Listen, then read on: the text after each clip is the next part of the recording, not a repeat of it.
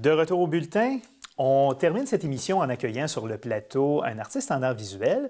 Arrivé à Montréal à l'âge de 4 ans, l'artiste graffiteur d'origine cambodgienne Funky a fondé en 2012 le rassemblement d'artistes Montréal Zoo. Et durant les derniers mois, il a lancé un documentaire, puis il est la vedette aussi d'une web-série qui porte sur son travail d'artiste. Nous le recevons en studio. Funky, bonjour. Bonjour. Merci d'avoir accepté notre invitation. Merci à vous de m'avoir invité. Qu'est-ce qui vous a attiré vers les arts visuels, vers le graffiti? Le graffiti, en fait, je le dois à un ami qui writait Smog à l'époque, quand j'avais 15 ans. Donc ça s'est fait tout bêtement. En secondaire 4, je l'ai vu dessiner une pièce de graffiti régulière et je lui ai dit « apprends-moi ça ».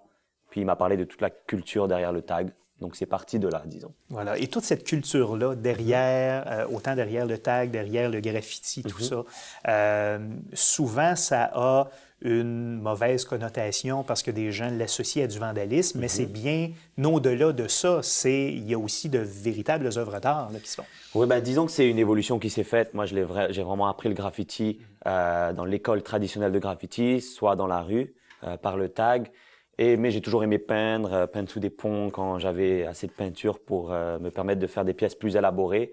Et au fil des années, ça a évolué, mais tout est parti d'un tag, un petit tag funky. C'est ça qui a démarré le tout. Vous avez cofondé en 2012 un rassemblement d'artistes qui s'appelle Montréal Zoo. Oui, qu'est-ce que c'est exactement? Avec l'artiste Le Bonnard. Donc ça, on est parti en 2012. C'était juste dans le but déjà de rassembler, montrer la diversité artistique montréalaise.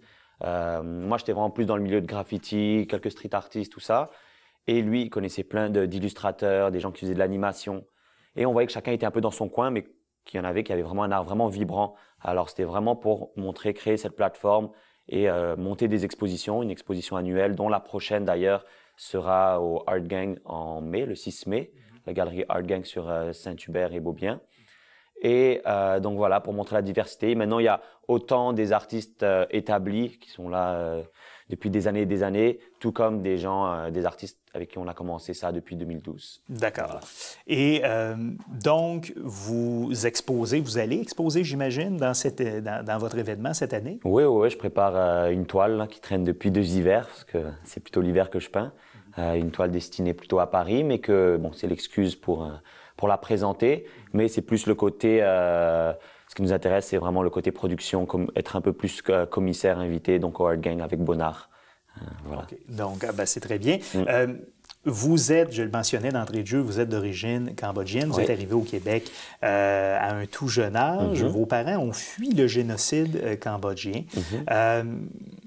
Pour nos téléspectateurs qui ne connaîtraient pas, qu'est-ce qui s'est passé au Cambodge à cette époque-là? Racontez-nous. Les grandes lignes, parce qu'on pourrait en parler pendant toute une émission, mais en gros, c'est ça, de 75 à 79, le pays s'est fermé, et donc il y a eu ces génocides perpétrés par le régime Khmer Rouge, qui est en fait une élite d'intellectuels qui ont justement fermé le pays et poussé tout le monde dans les campagnes.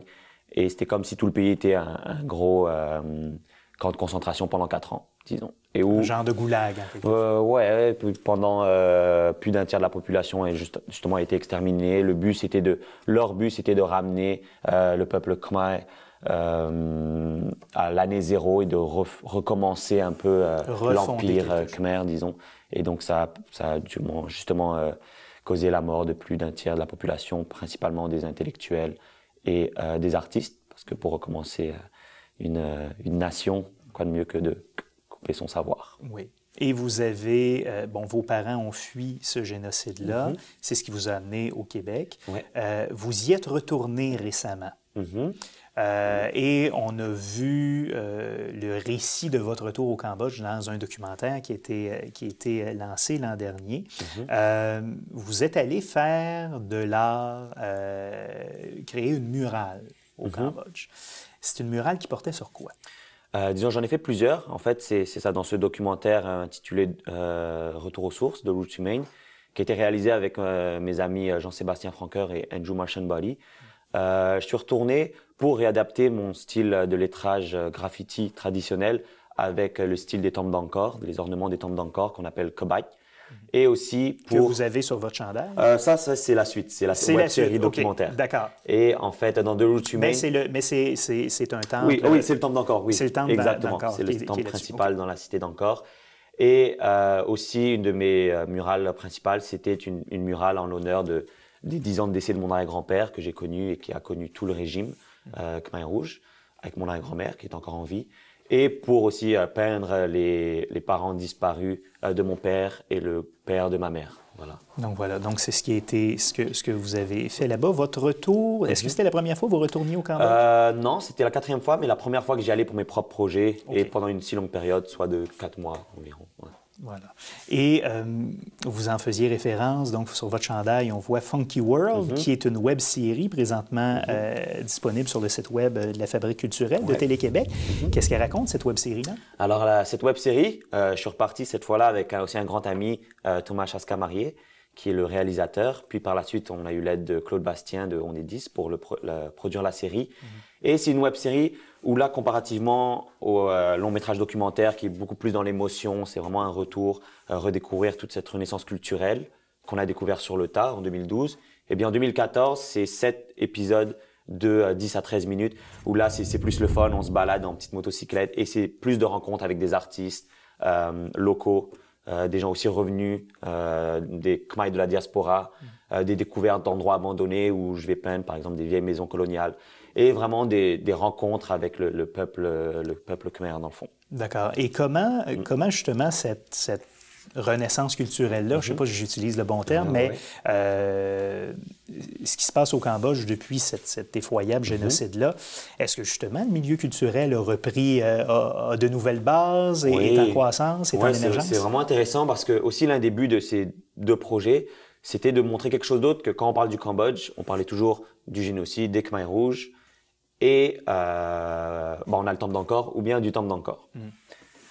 Et en allant là-bas, le fait de découvrir qu'il y a maintenant des artistes contemporains, qu'il y a une vie, que la vie peut disparaître du jour au lendemain, mais que 30 ans après, 40 ans après en fait, qu'il y a aujourd'hui vraiment, parce qu'avant on appelait Phnom Penh par exemple la perle de l'Asie et du Southeast Asia, et que là vraiment il y a un milieu culturel qui est en train de vraiment se redévelopper.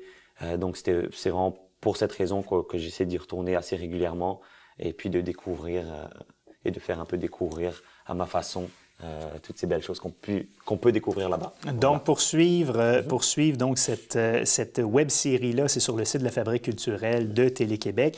Il y a le documentaire Retour aux sources aussi qui est disponible. Voilà. Et l'exposition dont vous nous avez parlé dans Villeray un peu plus tard cette année, c'est à quel endroit?